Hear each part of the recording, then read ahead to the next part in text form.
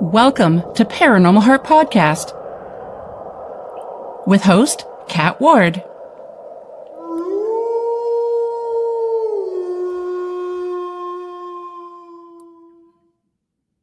Welcome to Paranormal Heart Podcast, Paranormal Talk with Heart and Soul. Tonight's segment is pre-recorded on United Public Radio Network 107.7 New Orleans, 105.3 the Gulf Coast, YouTube, Spotify, and any place you find your favorite podcast. And just a reminder, if you haven't grabbed your tickets yet for the second annual Gatineau, Ottawa Sasquatch Conference here in Canada, August 15th and 16th, now's the time. Limited tickets are selling fast. This event has grown tremendously in just 1 year, and this year's lineup is bigger and better than ever. So featured speakers include Kevin Tracy, Peter Smith, Ron Crypto Guru Murphy, Tina and Lindsay Cote, Sunbow True Brother, Ken Gerhardt, and many more, including yours truly. So if you're passionate about Sasquatch, the unexplained, and connecting with an incredible community, you won't want to miss this. So check out the link in the show notes to secure your spot, and I really hope to see you there. And before I get to my amazing guest, I just want to let you all know that I have an exciting new segment that will be starting May 12th. And this will be every couple of months or so. We're going to see how it goes. So stay tuned to find out more. You're going to love it. And I'm not going to tell you what it is yet. You're going to have to wait. So my dear Haunted Hearts, thank you so much for tuning in. For segment 84, I am joined by Cyn Shrader Hill and Mark Elliott Fults. Oh, Lordy, I forgot to ask you if that's pronounced correctly, Mark. I apologize if I didn't get it right. So Cyn Shrader Hill, my apologies, is a paranormal investigator, EVP researcher, and founder of Elk Valley Paranormal in Fayetteville, Tennessee. She's the author of 7 books on ghost stories, EVPs, and signs from beyond, and has investigated well-known haunted locations worldwide. And I'm envious about that. A lifelong sensitive and storyteller, Cyn also assists teams and law enforcement with EVP analysis while continuing to write and speak about the paranormal. And Mark Elliott Fults is a psychic medium, metaphysician, channeler, author, and artist with 45 years of experience. He's set to star in the Fat Psychic Cooking Show. I absolutely love that title. He has written multiple books and collaborated with Cyn and Teal L on several paranormal titles. So this is going to be a hoot, folks. So welcome, Cyn and Mark. Hi, thanks for having us. Thank you so much for taking the time to be here. I mean, before we hit record, I was in tears already laughing. So. Well, it's just because I didn't wear my deodorant. That's why you got tears. That was you? I was wondering who that was. It's like, oh, well. Okay. All natural. All natural. Some of those au naturels, though, but anyways. Ooh, honey. Yes. Yeah. So before we get to our favorite topic on the paranormal, could you each give us a little bit of backstory, how you got into the paranormal? And were you young when all of this happened? Is it something that happened later on? Mark, shall we go with you first? Oh, well, I was going to be a Southern and let the girls go first, but I will do it. Yes, I was born special. My grandmother, my mother's mother, Laura, she was very psychic and a good Christian lady. But if she told you a rock was going to fall on your head, you better get ready. Here it comes. And then I also found out I had a great grandmother who was a spiritualist who made a living doing readings and doing things like that. And when I was 18, I went from being a little Baptist to being a metaphysician, getting into metaphysics. And which I'm 63 now, so no way. Well, and but I've always been psychic. But in 1992, I was attacked in a random act of violence. Oh, I'm sorry to hear and that. I was unalived. We talked about this. I cannot say the M word, but I was unalived. And I transitioned twice and came back out of that. And which to be honest. I mean, of course, there's a lot of problems that come out of it. I'm in chronic pain. I have a lot of issues, but it was the best thing that happened to me because it transitioned who I am into what I am now, who I am now. And then about 2 years ago, I had an incident where I passed out, landed on my neck on the tub. And that took my psychic abilities up through the roof. And after 6 months of really bad pain, after the pain kind of went away, then I just, and Cyn and I have known each other for years. And which we met.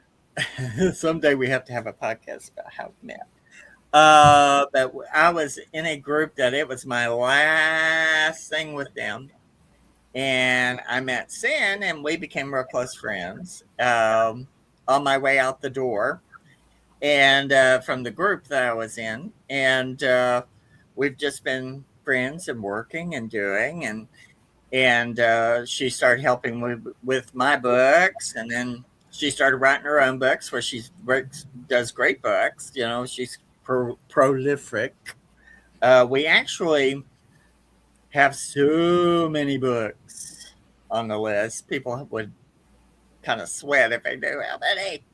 And but I tell people I've been dropped on my head, talked to the dead. I have really been working in the metaphysical field since I was 18, so about 45 years. And which pretty soon, you know, that, I mean, that's almost, I'm getting close to the half century mark, which is weird to me. But I've enjoyed every second of the metaphysical stuff I've gotten to do. And the last couple of years, because everything got amped up, I've been able to really work in projects that were wonderful. I mean, I got in one that was dramatic where I found they were getting me to look for a lost cemetery. I found the cemetery and was able to draw and paint the spirits that were talking to me. And then they were able to find evidence of who those people were. And right now we're in the middle of something where it's the same thing. You know, I mean, spirits I've been talking to, I've been doing their portraits and they're finding out, you know, they're finding the people, you know, I mean, it's like, so as a psychic, I've been doing it a long time. I hope to be doing it a little longer. And I just have a good time. You know, I try to make people laugh. And I think with the cooking show coming up, I'm going to try to make people laugh because, you know, we've got too much craziness. And I've had to deal with my craziness. So I'm getting ready to hopefully be able to have my show coming out very soon. And we worked on a book called my Grandma's Good Old Cookbook, which is as thick as a phone book. We worked a solid year on that. Poor little Cyn had to put up with me every inch of the way. And because I would just think I was finished and 10 other recipes would fall out of the closet.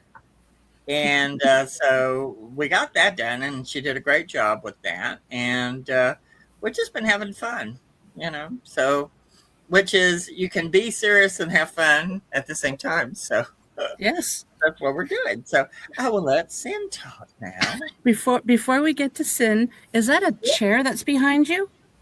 Oh, this thing behind me? Yeah. It's beautiful. No, this is a Gothic dresser I dragged with me out of Chattanooga. Who knows how old it is? I don't know. And it has a mirror, so I put a thing over the mirror because so that nothing is distracting because there's something, you know, I mean, I have a couple of haunted mirrors and sometimes you'll get weird stuff going on as it gets your attention. And but this thing is heavier than lead, but I love it. And it's just it looks black, but what it is the it's so old that the finish on it just turned real dark, but it's a solid walnut Gothic sideboard, I guess, is what dresser. Yeah, looks dark And brown I have from here, dragged. but it's beautiful. Is it dark? Because I'm getting old, so it looks black. So am I. So am I. But but thank you. Yes, I love this. That's why I sit in front of it, because I'm like, it's so strange and spooky looking. Yeah, it's And awesome. but I have a dresser and mirror fetish. I think there's 2 dressers in here with mirrors. There's mirrors everywhere. So, but it's one of my favorite things. It's like I said, it's heavier than lead, but I love it more than my luggage. I have an antique table that's like, when my husband and daughter brought it in the house, my husband's like, holy Hannah, like, what? It's so heavy, but yeah. So, Yeah. Cyn, Well, please. they built them. Oh, yeah, built them properly. Yeah. Cyn. My story is not nearly as adventurous or engaging as Mark's. I have only been in the paranormal field since 2013. Oh, really? I have been a weird kid all my life, and I knew things were happening around me. I just couldn't see things. I felt weird vibes and things. But I started having panic attacks when I was 10 and carried those all the way through 2013, when someone on the team that I joined said, "You're sensitive. Did you know that?" What does that mean? What does that mean? And he told me, "You're taking on energy." When I met Mark, he told me, he said, "You're going to have to shut yourself off because you're taking on everybody's energy." And that's what was causing all the panic attacks over the years. I just didn't know it. But in 2013, I called this group down from Manchester and asked them to come down to see if my dad was still at the old store. He was at an auto parts store in Fayetteville. He and my mom had it for about 40 years, and we lost him very suddenly in 01. Sorry to hear that. Me too. Yeah.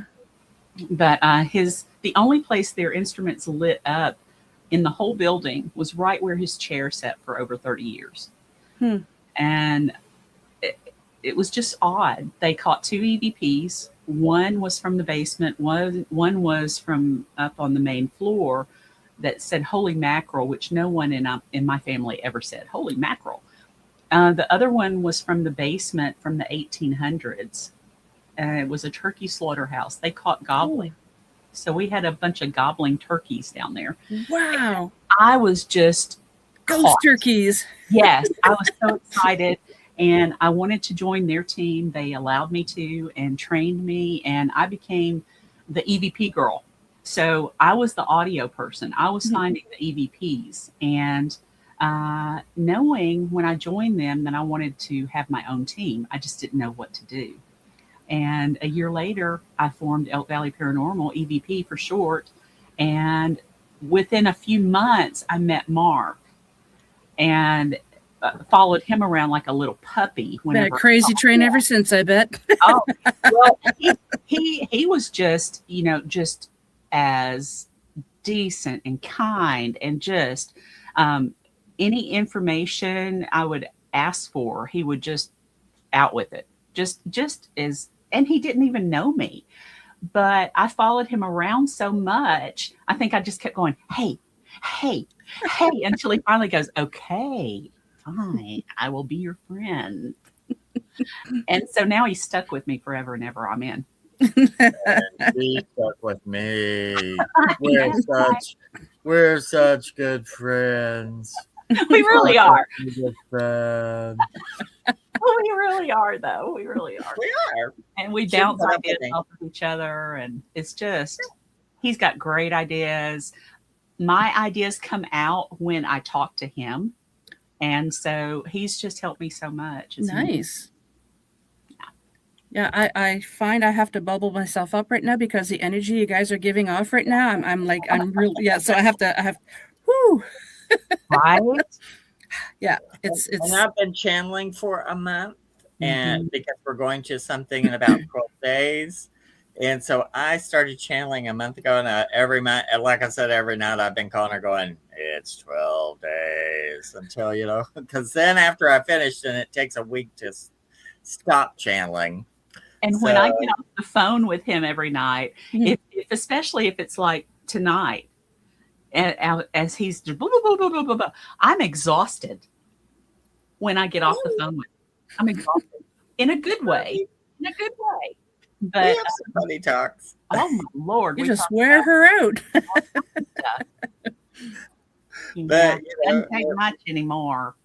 It well, and she can put up with me. She's brave. She's not scared of doing the things that I do. When we get together, we do. I'm a channeler. She likes all that. I do create my own spirit communication devices. She loves all that. I started doing table tipping, which we're going to do here pretty soon. Which it's I've never so tried that or witnessed it, and I want to. Oh, it's so much fun. I If you can't wait. get people who are not afraid, but guys are usually afraid of even the ones that are drawn to it, they're usually afraid. And I went to an event not too long ago at the Night House, and there were people there, and they just were not afraid. And we were doing the table tipping. It was a perfect storm. Basically, the people there were just so open, and it was the first time I'd done it with people who were really not afraid. And I think the ghost hunters were a little unnerved because it's so intense that all the battery candles went out, like somebody blew them out with but they were all individually lit with batteries, and all Yeah. four candles just went. And but the How table cool is was that? and the table was getting ready because we were saying table up, and the table was starting to do its thing, and everybody freaked out. So I had to shut it down, but it's an amazing thing to do. I mean, it's such a lost art. But I think we're going back into a cycle. A friend of mine explained that, we're going back into the old ways a little bit. And Yeah. I think that we get that.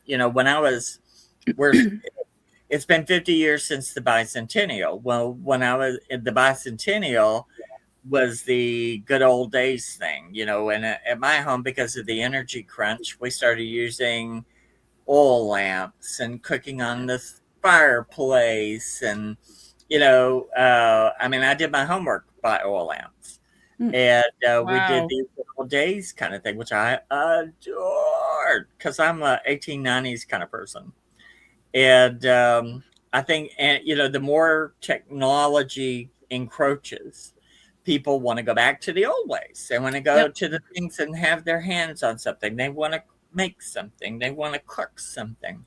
So we're going back into a good thing, a very good thing.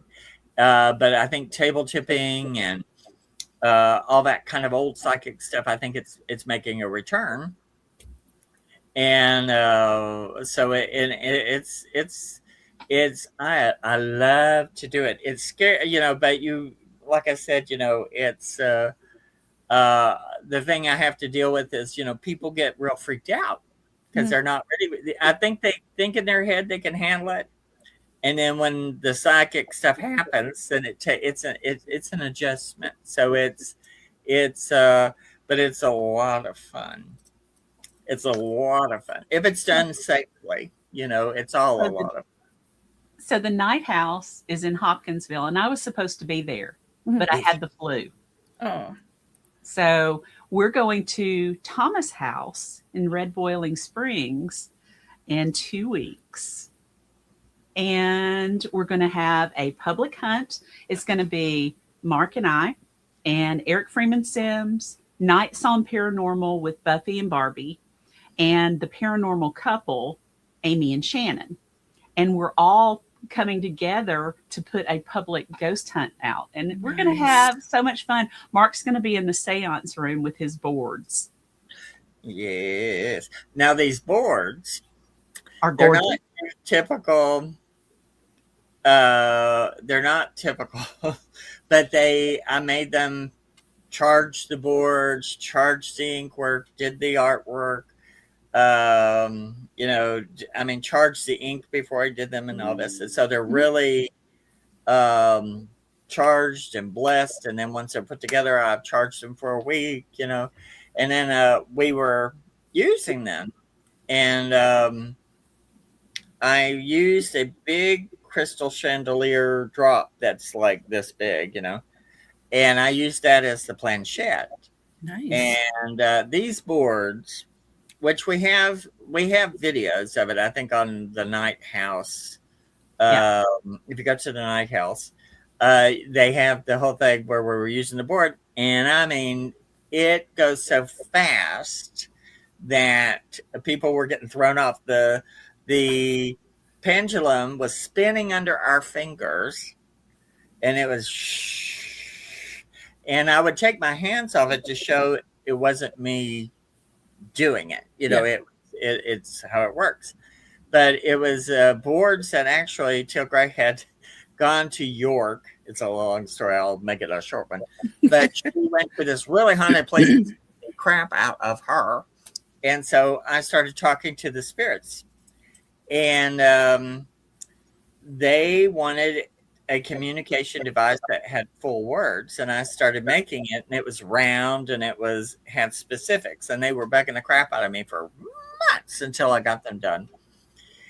And when I was in the process, had the round board, had all of it, and she showed me this round planchette from where she had been. I said, well, what's that? And she said, oh, it's so haunted in there. They put this Ouija board by the bed so you can talk to the spirits. And so, and I had these round boards, and I said, well, they like the round board part. And so out of it, I made a board called Deja, which is the main board. And then there's four categories of death boards, which each one is connected energy wise to the main board. And then there's 75, there are going to be 75 name boards, which will be 35 female, 100 names per board for the females, 35 boards with all the popular names, like, say, like if you have a female with an A name, if I'm having trouble getting the name, I can reach down, pick up the female A, put it down, look for the name if I don't hear it. Yep. And so there will be it'll be like 7,000 names of men and women. Wow.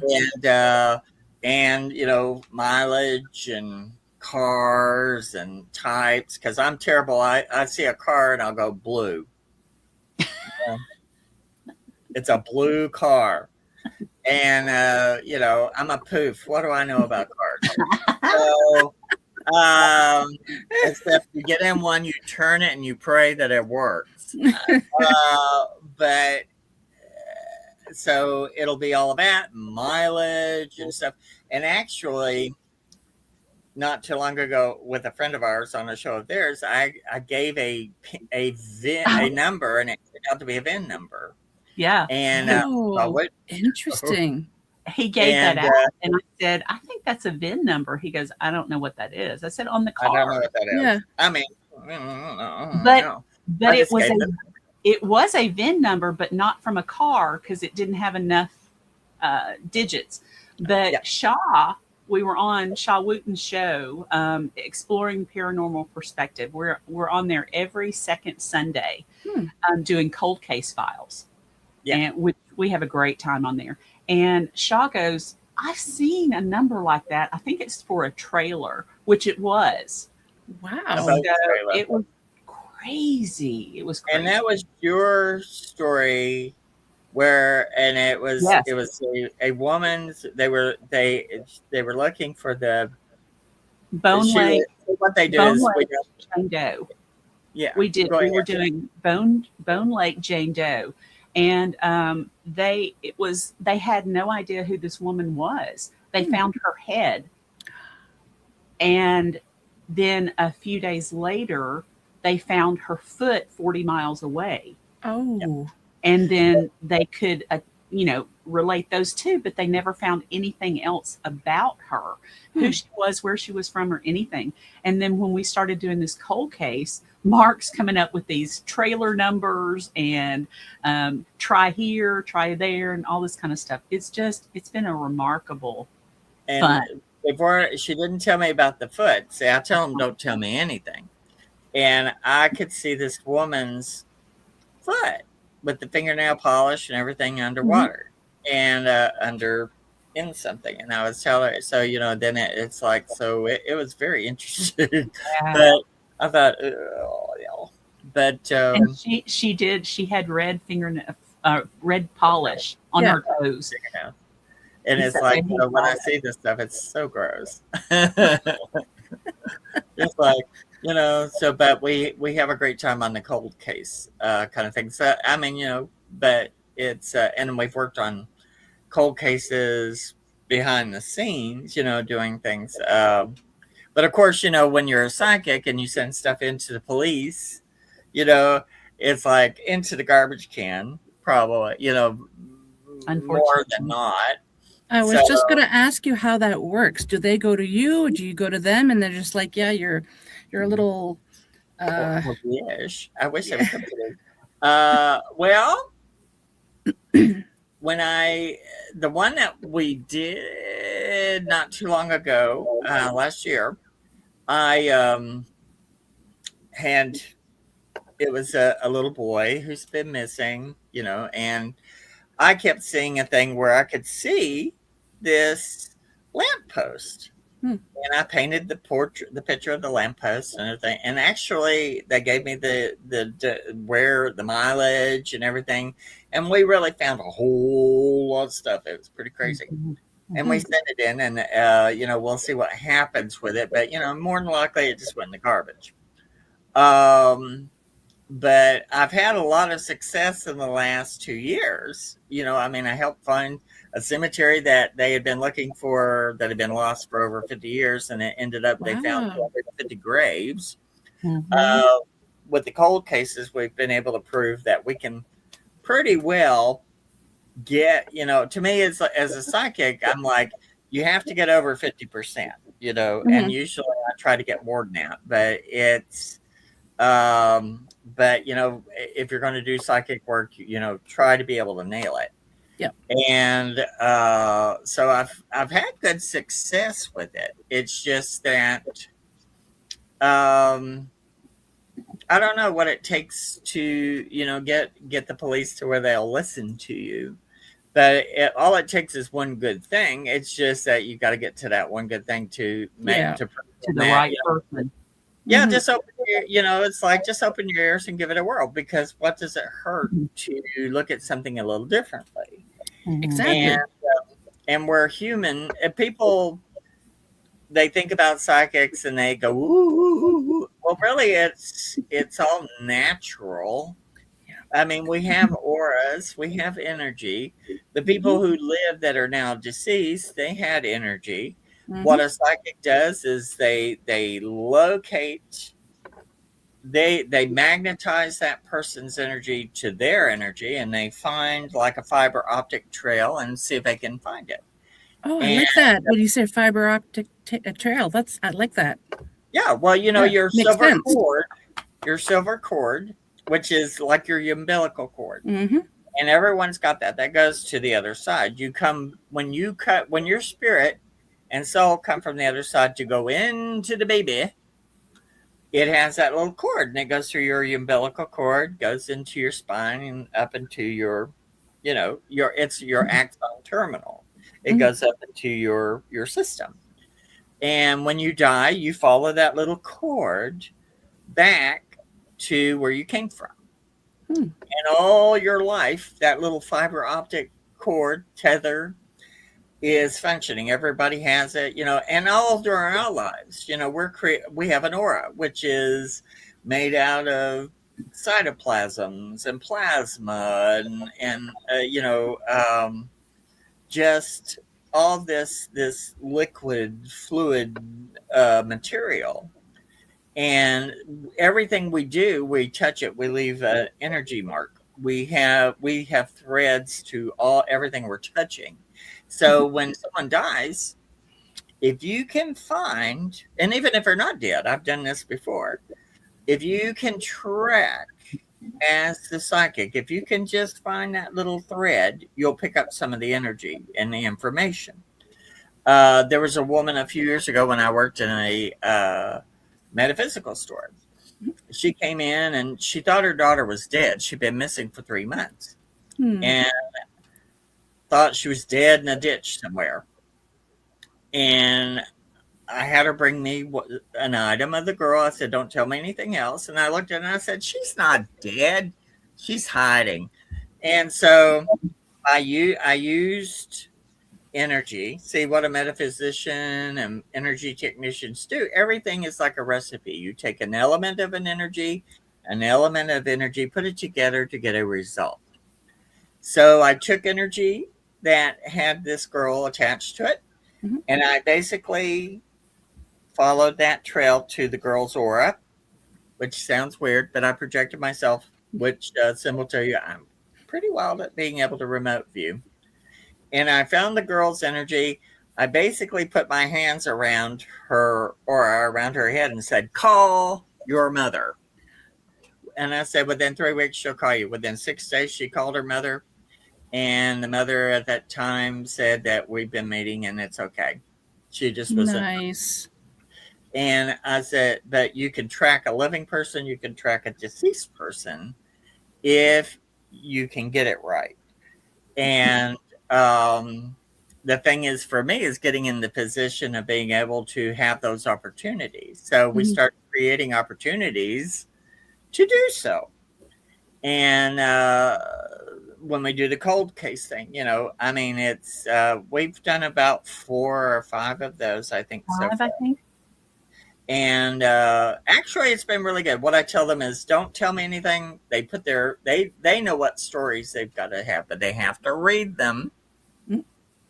Yeah. And that was a. I didn't. Then they print them out, put them into manila envelopes. I don't know a darn thing. And then I will meditate the week before. And then when we get there, then I start doing the psychic stuff. And I'll make a list and I'll tell everything before they tell me anything. And then we go down and see what I've hit or what I've missed. And so far, it's been pretty good. So I know I'm talking too much. So it's okay. I'll let somebody else talk now. When I used to investigate, I wanted to know as little as possible as well about cases, because I would just want to let the energy guide me to where I needed to go. And then it's so the feeling you get when you have validation is just amazing, because we always have self-doubt, but when it's validated, it's like, oh my God, I was actually right. At least that's what it's like for me. Well, it's very satisfying to know that you're doing you're hitting it. Yeah. But it's a very strange thing getting it from you to other people, because other people perceive things so differently. They want this.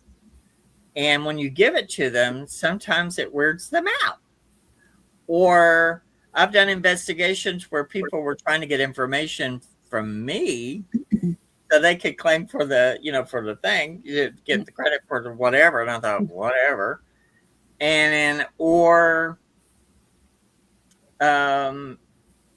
I've seen people with a lot of ulterior motives, and and to me, it's like it is real strange, and I don't do it for attention. I do what I do because that's what that's my job. That's what I'm here for. I enjoy the heck out of it. I enjoy helping people. I enjoy being able to do something, but but as a psychic, I want to be able, if I can do something right, I want to be able to open the door for someone else. And but the door closes. They don't want to give they don't want to give credit for psychics, but they want to use psychics, but then they don't want to give psychics credit. And that, I'm hoping before my days are up that, I'll be able to make some inroad into that. Because why not? We're energy beings. Everyone's an energy being. Everything is energy. If you understand and get out of your head that you're not just this vehicle, you are what's inside this vehicle. And that you can reach out into the metaphysical realm, the energy realm, then, we're so much more than what we think we are. But people are so worried about us being, oh, no, that's crazy. That's, and they don't go into it. And we haven't done human exploration. They quit doing that 200 or 300 years ago. It's like, and we're doing a book called The Psychic Worm Stitch, which, believe me, because when I was unalived, the two of you are working on that? Oh, yeah. When I was unalived, I got to have the death experience, which it was fabulous. I loved every second of that. And it sucked when I had to come back because it was like, because my body was dying. I was in the process of dying. You hear a lot of that. You don't want to come back. Yeah, it was not pleasant coming back, but going into it was amazing. But then it took me decades to figure out what all I was looking at. And out of it, it's got, and she can tell you it's out there, but a lot of it, but to me, it makes sense, I mean, so it's like, I'm going to try and break it down for people, how they can access better if they want to do psychic stuff, how they can do meditations, how they can focus, how they can listen. You have to listen to yourself because your system, your aura is taking stuff in all the time. And you have to listen and trust yourself and go inside. And it's not outside of you. It's all in here. And if you understand that and you have the procedures, you can do it safely and not be eaten up or get infected or go bananas or any of that stuff. I like how you say that, do it safely. Yeah. Yeah, do it all. It all has to be safe. Yeah. And when I was doing the table tippings and all that, they all went before any of them could touch any of my tools, or do any of it. I made them all do meditation to learn how to turn their aura up and how to dim it down. And, so that if you want to do work, you can turn it up and you can be ready. If you don't want to hear something, you need to turn it down, you turn it down so that because if you don't, spirits, they don't have a body. They'll talk to you around the clock. And some people can't handle that. And with Cyn, I'll be driving along and the spirits will say, call Cyn. And I'll call Cyn. The other day she was playing at game night at a friend's house. And I said, no, she's at game night. And they said, call her. So I called. And they were talking about me at this game thing, and the minute they called they had been speaking my name, and I called and I said yes, and they were laughing. But I was like, the spirits were like, "Call now." My best friend had just said, "What is Mark doing now?" And it was within just a few, like 30 seconds, my phone rang. Yeah. And it was Mark. You probably weren't surprised, were you? No, because it happens more often than not. I mean, I can be thinking about him or think, gosh, I need to ask Mark something. And my phone rings. Yeah. I do that with other people. Talking about, I've got a story about validation. Yeah, please. And oh my goodness. And Mark is involved in this. He just wasn't until much later. But he was doing seancing at Hell's Bar Dam here close by, and it's an old dam that is now used for camping and fishing and that kind of thing. It's also, I think they've got a distillery in there now. At Halloween, they open it up for haunted houses. But spirits and spirits. Yeah. But we used to be able to rent it out as teams and go in and investigate. It's very active. So my buddy Walt had asked my team to be involved. Now, since Walt has joined my team, so nice. it's come full circle there too. But Walt got me closer to Mark. So Mark and I weren't calling each other every night at this point, but that was coming up. I would call and ask him a question about a residence. I've got this coming up. Well, when they asked us to do Hell's Bar Dam, we were sitting in the crossroads, me and Matthew, who I call my ghost magnet. Matthew is pretty much, if Matthew is there, something's going to happen. And we heard a voice there and caught part of it on recorder. So that was a cool thing. There was another. You heard it with the actual eyes as well as the recorder, or eyes, ears. Yeah, you heard it with your eyes. This spirit came right between Matthew and I and spoke, and we both looked at each other, and he goes, "Did you hear that too?" And I went, "Oh yeah." And so it was phenomenal. Such a great place to be. Mark was on the other side of the place doing his seance. So when the group would finish with us, and there was another team right down the corridor that was showing how to use different equipment. We were showing how to do EVP burst sessions and how to catch spirit voices and things like that. What we did, and taught how to use the digital recorder and playback and that kind of thing. But in between a couple of the groups, Matthew went to use the restroom. And he said, "Are you going to be okay by yourself?" I said, "I'm fine. I'm just sitting in the crossroads. I'm fine." So I was going over some of the recordings I had just taken, trying to listen and figure out some things. He comes back and he goes, "Cyn, are you okay?" And he's across the corridor. And I said, "Yes, are you?" And he said, "I'm fine, but come here." And I'm looking at him like, what in the world? So I get up, walk 15 feet across, and he says, "Turn around." My chair was engulfed in this red mist. A red mist? A red mist. And, you know, sitting in it, I didn't know it. I didn't see it. I didn't feel it or anything. I was just involved in my recordings. And I said, "What is that?" He said, "I don't know." He said, "But, oh, look." And it started going away from us.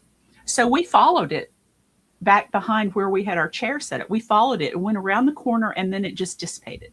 It was gone. So we thought that was the coolest thing. Never mentioned it to really anybody else other than we talk amongst ourselves what it was. Well, I caught a strange EVP that night, and I couldn't figure it out. Matthew couldn't figure it out. I asked Walt. I asked everybody except Mark. And 3 years later, Mark and I are talking on Facebook, on Messenger. And I said, "You know," he was, "Oh, I really want to go back to Hell's Bar." Me too. We should go sometime. La, la, la, la. And I said, "I've still got that EVP I can't figure out." He goes, "Send it to me." So I emailed it. He called me and said, "That's the Indians. That's the Indians. You know they're there when they show up in a red mist." Oh, wow. I had not told him anything about that. So I've never heard of red mist. This is amazing. I had caught the Indian chant. Yeah. It was amazing. Wow. The whole story, full circle. Huh. Yeah. And down that corridor, there's a very interesting phenomena there, because there's a place in there where you, I mean, as a psychic or, you know, you see everything weirdly with the third eye, but I could see the material of the dimensional wall, and it was a grayish plasma.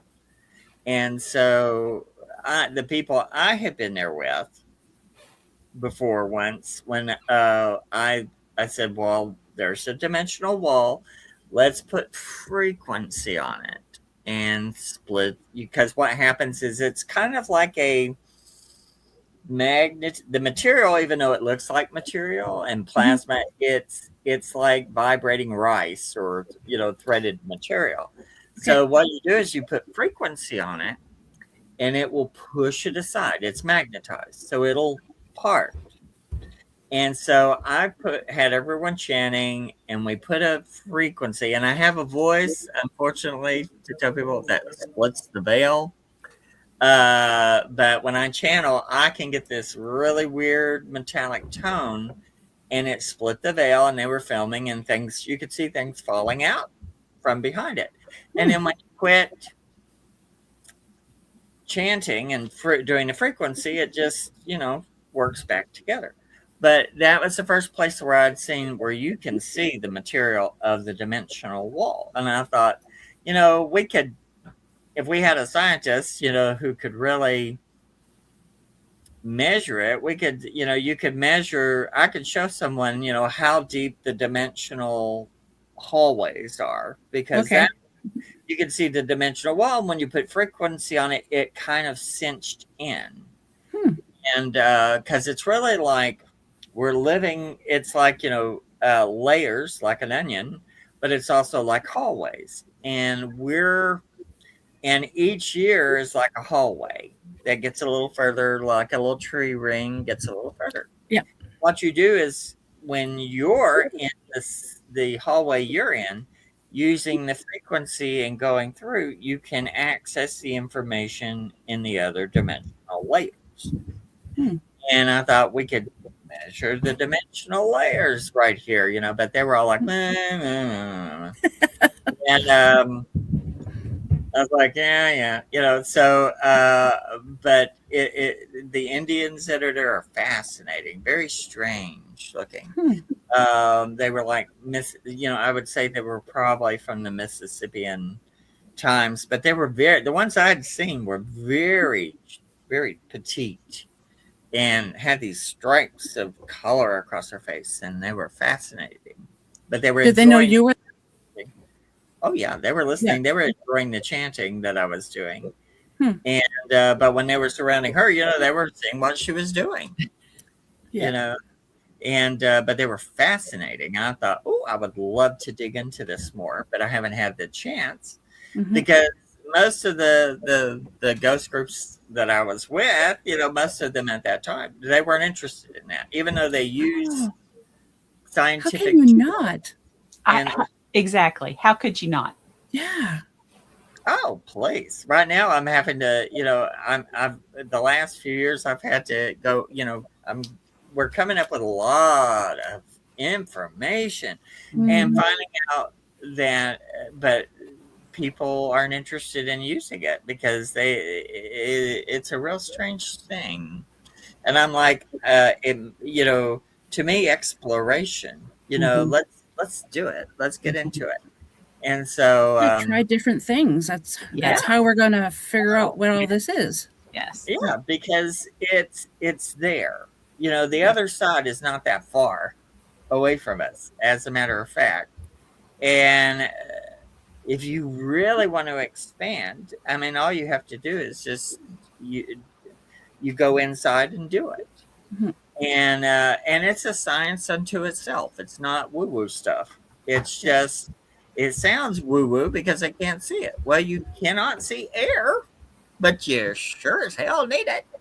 What I like to tell people is when you can feel the energies and that they don't believe me. And I'm like, have you ever been close to an electric fence? The closer you go, you can feel the electricity, right? And they're like, oh yeah. Yes. So it's like, it's there, so we are our best tool, and, but some of them are quite a tool. We found, we found that out at least Yeah. a couple of times, right? A couple. A couple. So we're Let me- working it. Let me ask you, have you ever been to a location that you're investigating, or maybe not even necessarily investigating, and it feels like you're walking through jello? Oh, it's all the time. That's through plasma. I've 'Cause had it's that all happen. plasma. Yeah, I had that happen during one investigation, and nobody else on the team felt it. And I just like, it felt like I was walking through jello. It's the best way I could explain it. Well, it's you're walking through plasma. Okay. See, like you look around me, this looks like air, but really we're encased like an the atmosphere of the earth is kind of like we're swimming in invisible plasma. Okay. And sometimes you can feel it better. And actually, if you take your hand sometimes and just wave it back and forth, you can feel the pushback on it. Even though you're looking at it as air, it's really everything is in a plasma.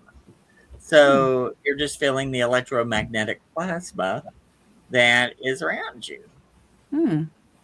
And yeah, so there isn't anything that's empty really. It looks empty to us, but it's not. Yep. So we're jello beings in a jello. We're gummy bears in a jello, suspended in jello, as far as I'm concerned. Now I got the Gummy Bear song in my head. Thanks.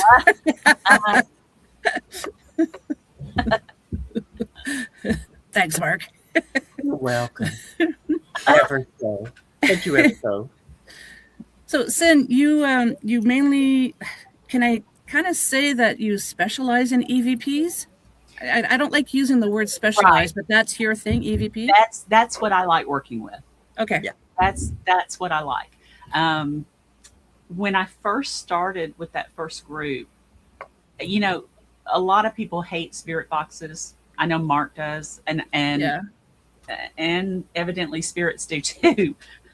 But it was easier for me to hear the voices coming out of the spirit box than the others there.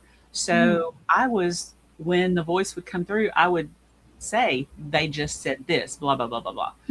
And it was just easier for me, for some reason, to hear the spirit voices. So I started working on them. And the third book was supposed to be my first one. I just couldn't figure out how to do it. But okay. Are You Listening? My most compelling EVPs. You can go to elkvalleyparanormal.com and pull down the drop-down menu of evidence where it says they're speaking. And if you got that third book and you're reading it, you can listen to every EVP that's in that book, and there's over 100. Yeah. I find it's really funny because for whatever reason, you could be holding a piece of equipment, you're not getting anything, you give it to somebody else, and it's like they're getting everything. Yeah. It's just so fascinating to me how that happens. All three of you can have a recorder, and spirit is standing right between you, and it picks one recorder to go into. Yeah. I mean, how cool is that? And it can also be, whatever the reception of the person, they'll go to the person that they feel like can hear them most sometimes. And they do. I've had a lot of spirits who do not like squawk boxes. And I've seen a few devices that were better, it's just that real loud noise that gets me, it gets them. But I've seen some that were a little bit more delicate. Well, and I think too, that's why the Estes method is catching on so much. Yeah. Because the Estes, you've got the headphones where only one person is hearing all that. Yeah. Yeah. And, everybody else is safe from all that stuff. So it's like fingernails on a chalkboard for me. Yeah. A lot of people. For me it is. I'm my own. I like it. And she does real good with it. But I'm my own spirit box, and it's like I'm my own squawk box. And sometimes it's hard to hear the spirits over. It's like dial-up used to be in the 90s. Yes. Oh, yeah. Yes. You know, and now that I've been hitting the head a few more times, it's easier to hear them. So I just go, we were at a thing and Eric was going, his place, has a lot of history. He knows all the people. I You know. were talking about Night House again. That's Yes. Night House in Hopkins. And I was doing the table tipping and I said, I called out the name Nancy and he had to run and he came back and said, yep, yeah, I know who that is. And, so I'm like, I'm my own little spirit box. Yeah. But I think, we have to learn how to be patient. It's like fishing, and it's more about listening. Mm. And I think a lot of people have a ADHD and that stuff excites them. Mm-hmm. And it's a part of the experience. But, but sometimes some of it, I've heard some spirits lately, they have no problem doing direct voice. It's you just have to give them the ability to do so. Mm-hmm. And they'll talk your head off. Yes. So we have a few minutes left. I can't believe an hour went by almost. Oh, like, sorry. holy cow. No, don't apologize. This is great. Can you tell us, is there something new on the horizon for you guys? In 2 weeks, on May the 9th, we are having that public ghost hunt at Thomas House in Red Boiling Springs. Mark's excited. And in August 22nd and 23rd, we both will be at Goblin Con in Hopkinsville, Kentucky. So that's exciting. You guys come out and see us. Awesome. Hopkinsville. And then in October, I'm planning on being at the Green Eyes Festival in Chickamauga. Chickamauga. I like that word. I do. That's my old stomping grounds. Is it really? Yeah. Chickamauga. Yep. I like Chickamauga. I do. Oh yeah. Well, we got the Thomas House, which is going to be fun. We got the Goblin Con. We're working on. I've sent poor little Cyn the first part of the Psychic Worm Sketch, and which is about how the science of metaphysics. And so I'm trying to make it. I'm illustrating it and everything, but it's like, oh Lord, poor Cyn. And he also sent articles, old newspaper articles about ghost stories and different things like that. And so this is going to be a book by both of us, and I'm working on that one right now. But it has actually turned into a series. Oh, nice. So one book has now become 8, maybe 9 books. Holy Hannah. So, because I started collecting, I had like 60 old clipping stories. And now, Mark, there's got to be over 600. There has to be. See, Mark, I like that. Nice. I've lost so we're doing books and books and books, and if I can, and now I'm getting ready to do my cook show. And where's that going to be? What now? Where's that going to be? How can people watch it? YouTube. It will be a YouTube thing. Okay. And if they want to check on Mark Elliott Fults, Facebook, it will be that when it gets there, because it's been coming for a year. I think it's getting there. And because it's got a lot of moving parts, and for me, I'm been dropped on my head too many times, and so I'm putting it all together. But I'm going to do my mean old grandma's cookbook, which she was a witch on a stick, but could cook right. I'll cook recipes from that book, and there's pretty sister, ugly sister recipes, which the ugly ones are for me they're nasty. And then I'll tell a ghost story at the end of each show. And so while you're sitting there eating your cookies that you just cooked, you get a little ghost story. So we're going to do it. It's going to get there. A lot of fun. It will be. I know I've been talking it for a while, but it's taken. Good. I've had to get a lot of hurdles over. Nice. This is the warning that's actually in his cookbook that says, be really careful before you go into this section, the ugly sister recipes. If you're They are squeamish, turn back Yeah. now. Because Love the it. pretty sister recipes are like the safe, good, yummy Southern stuff. The ugly sisters are like the things my grandparents ate, which were Yeah.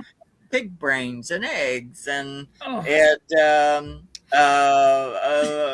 dare haggis and bloater's paste. Yeah. And I'm like a chicken nuggets kind of person. It's like, I don't know. I've got people I can make eat some of this stuff if I cook it. But there's some of it is like, that crap ain't going in my mouth. Nope. when I was a kid growing up, Acadian descent, we used to eat this thing called boudin. And I absolutely loved it until one day I asked my mom, what is it? And she was pretty much frying pig's blood, and I never touched it since. Yeah. But it was delicious. And Ugh. it's and they call it, what do they call it? Well, it's Sausage is one of the sausage, but it's a blood pudding. Yeah. And we have recipes for some of that stuff. Yes. Yes. And what was so awful, this was torment to me, because he would be sending me recipe after recipe, like I did like 150 recipes. Wow. And I would be going through, typing, lemon cake. Oh, that sounds so good. Oh, yum, yum, yum, yum, yum. Mm-hmm. And then blueberry pastry. Ooh, that sounds delicious. And then some kind of cinnamon chiffon and blah, blah, blah. And then all of a sudden we'd hit bloater's paste. Oh, God. Yeah. And it's like, and then they have the options of, if you want it gamier, it's like, but it's actually fine dining for some other people, but not for me. Not for me. He's got so much tripe in there, he could have a tripe cookbook. No thanks. No thanks. There's a lot there. There's a lot there, sister. Let me just tell you, there's a lot there. No. Well, Mark and Cyn, could you quickly tell us where the audience, as I refer to them as my haunted hearts, where they can find you? You can find me on Facebook, Cyn Shrader Hill author. Elk Valley Paranormal is also on there. You can look up elkvalleyparanormal.com. You can go to our website and see all the evidence. Reach out to me if you need to. Our books are all on Amazon. If you type in my name, you're going to pull up Mark's. You're going to pull up Eric Freeman Sims. Anybody that I've edited for, even Teal Gray. We're all linked together. So you'll pull up all the books that I've edited as well. Oh, that's awesome. If anybody has a story they would like for me to consider putting in a book, I would love to hear it. You can reach me at Cyn Shrader Hill author @gmail.com. Awesome. Thank you. Mark? And for me, you can find me on Facebook at Mark Elliott, ELLIOTT, Fults, FULTS. And right now I've got when I start doing my YouTube show, I've got a YouTube channel, but it's I'm going to start putting a cooking show on it. Right now there's just a few little things on it right now. Okay. So just bear with me. If you want to contact me, just message me. Don't do a friend that I've had so many strange people trying to do the friend request. It's like, just message me, tell me where you're where you heard me and what you want, and then I'll answer you. But I mean, I'm having all these Hungarian women with big boulders going, "Oh, I'm looking for a husband. Who are you?" I'm like, that's the wrong tree. So it's like so it's just message me on Facebook and be patient, and we'll have the show coming pretty soon. Awesome. And thank you. And we'll have fun. Thank you, you two. I had a blast. You guys are a hoot. Thank you so much for having us. Anytime. Hold tight. I'm going to say farewells to my haunted hearts, and if you have time, we'll just have a little chat. A huge thank you to my special guests, Cyn and Mark, and to you, my wonderful haunted hearts, for tuning in. I also want to thank UPRN. I almost forgot what it was called for a second. 107.7 New Orleans, 105.3 the Gulf Coast for carrying the show. And if you enjoyed tonight's episode, please like, subscribe, share, and comment. It truly does mean the world to me.